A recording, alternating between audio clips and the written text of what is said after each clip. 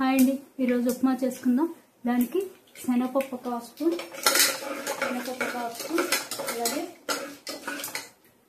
Mustard seeds half spoon వేసుకోవాలి. అందులో ఇప్పుడు టమాటా, ఆనియన్ సన్నగా కడుక్కొని వేసుకోవాలి. టమాటా ఆనియన్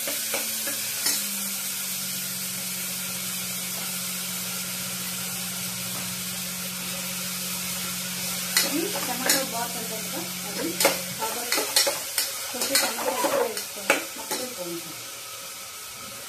అలాగే ఇందులో కరివేపాకు, పొటాటో కూడా వేసుకోవాలి.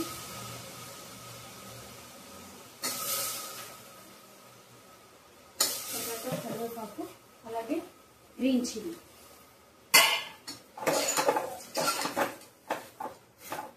వేసి వేగండి. టమాటా కొంచెం ఎక్కువ వేసుకుంటే పుల్లగా బాగుంటుంది కాబట్టి టమాటా ఎక్కువ వేసుకోండి. అలాగే పొటాటో ఎక్కువగా ఇష్టపడే వాళ్ళు ఎక్కువ వేసుకోవచ్చు.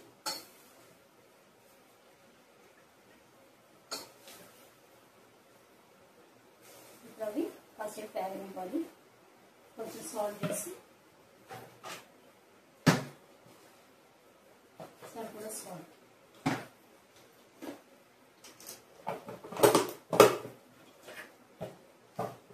వేయించుకుందాం. చూసారు ఇలా వేగాక ఇప్పుడు ఇందులో మనం ఒక గ్లాస్ బొంబాయి రవ్వ అయితే కొంచెం పలుచగా కావాలనుకున్న వాళ్ళు 2.5, 3 కూడా పోసుకోవచ్చు.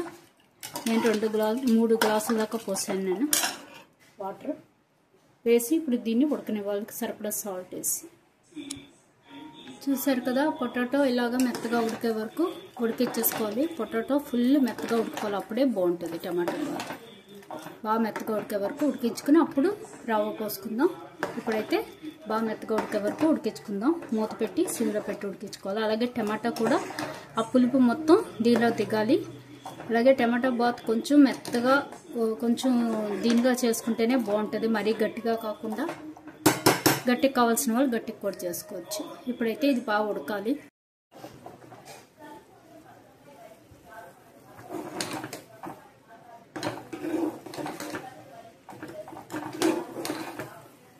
చూసారు కదా, ఇలా ఉడికించుకోవాలి.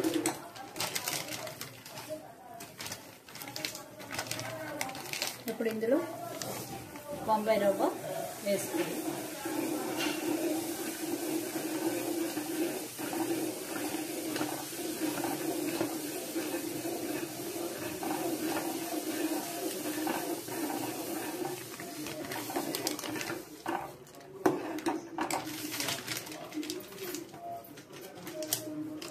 చూసారు కదా, అలా వేసాక ఇలా కొంచెం వేస్తే చాలు.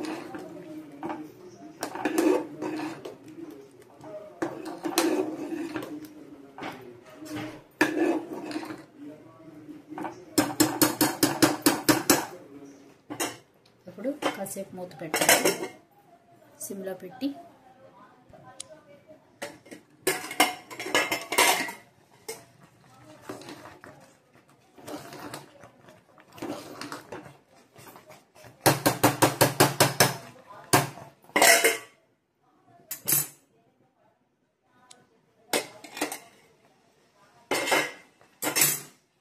చూసారు కదా, ఇలా ఉడికాక దీని మీద కొంచెం గీ వేసుకోవాలి.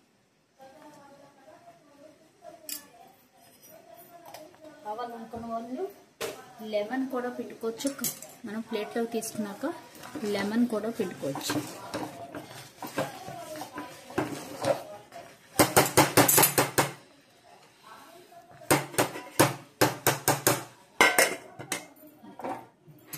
కాసేపు మూత పెట్టి వదిలేస్తే గట్టిపడిపోతుంది. ట్రై చేయండి, చాలా బాగుంటుంది.